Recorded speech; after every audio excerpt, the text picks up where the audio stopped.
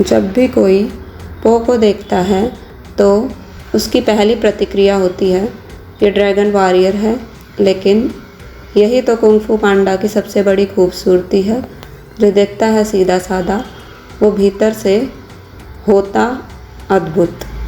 और अब सालों की प्रतीक्षा के बाद कुंग फू पांडा 4 हमें फिर ले आया है उसी मज़ेदार, भावुक और प्रेरणादायक दुनिया में, जहाँ एक पांडा अपनी किस्मत को गले लगाते हुए दुनिया को बदल देता है।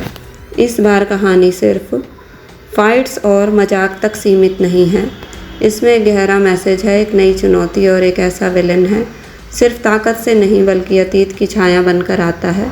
वो अब पूरी तरह से एक सच्चा ड्रैगन वॉरियर बन चुका है, लेकिन उसके अंदर का सरल, विनम्र और मासूम पांडा अब भी जिंदा है। जब मास्टर शिफू उसे कहता है कि अब उसे अपना उत्तराधिकारी चुनना होगा और खुद स्पिरिचुअल लीडर बनना होगा, तो पो उलझ जाता है। क्या वो अब भी लड़ सकता है? क्या वो अब भी वो काम कर सकता है जो उससे उम्मीद की जाती है?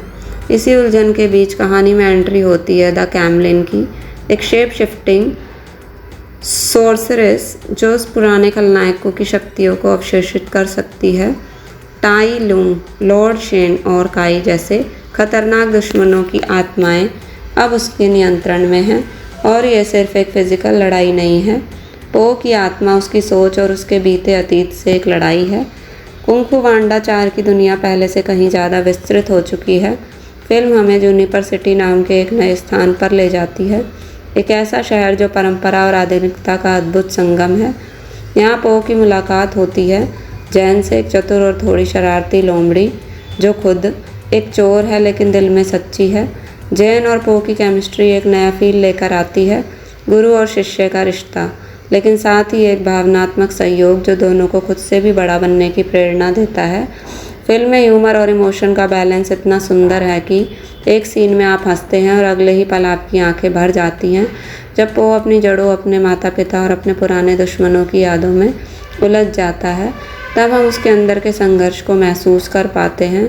एक ऐसा ही पल आता है जब वह खुद से पूछता है, अगर मैं अब लड़ नहीं सकता तो क्या अब मैं वॉरियर हूँ? और तब उसकी आत्मा जवाब देती है, वॉरियर वो होता है जो लड़ने से नहीं बल्कि अपने डर को स्वीकार कर आगे बढ़ने से बनता है। कैमलिन का किरदार सिर्फ शक्तिशाली नहीं बल्कि गहराई वाला है। उसकी मनोविकृति, उसका अतीत और वो कारण जो उसे इतना घातक बनाता है, वो सब हमें दिखाते हैं कि असली विलन सिर्फ बाहरी नहीं, आंतरिक भी हो सकते हैं। फिल्म का क्लाइमैक्स एक विजुअल ट्रीट है, जब वो अपने पुराने दुश्मनों की आत्माओं का सामना करता है, लेकिन इस बार उन्हें हराने नहीं, उन्हें स्वीकार करने के लिए। और जब वह जैन को अपना उत्तराधिकारी घोषित करता है तो दर्शकों की समझ आता है कि हर महान यात्रा का अंत नई शुरुआत के लिए होता है। एनिमेशन क्वालिटी इस बार और भी अधिक बेहतरीन है। पो के फेशियल एक्सप्रेशंस, फाइट सीक्वेंस की फ्लूइडिटी और बैकग्राउंड डिज़ाइन, सब कुछ दर्शकों को एक इमर्सिव अनुभव देता है। संगीत और बैकग्राउंड स्कोर हर भावनात्मक और एक्शन सीन को और भी ज़्यादा इम्पैक्टफुल बनाता है। कुंग फू पांडा 4 सिर्फ बच्चों के लिए नहीं है, ये हर उस इंसान के लिए है जो कभी खुद को कमज़ोर समझता था लेकिन फिर अपने डर से लड़कर कुछ बड़ा बन गया। यह फिल्म हमें सिखाती है कि लीडर वही होता है जो नेतृत्व का बोझ नहीं, उसकी जिम्मेदारी समझे।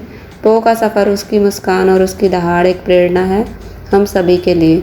अगर आपको भी यह मज़ेदार और भावनात्मक यात्रा पसंद आई हो तो इस वीडियो को लाइक ज़रूर कीजिए, दोस्तों के साथ शेयर कीजिए और हमारे चैनल को सब्सक्राइब करना मत भूलिए, क्योंकि असली ड्रैगन वॉरियर सिर्फ स्क्रीन पर नहीं, हमारे बीच भी होते हैं।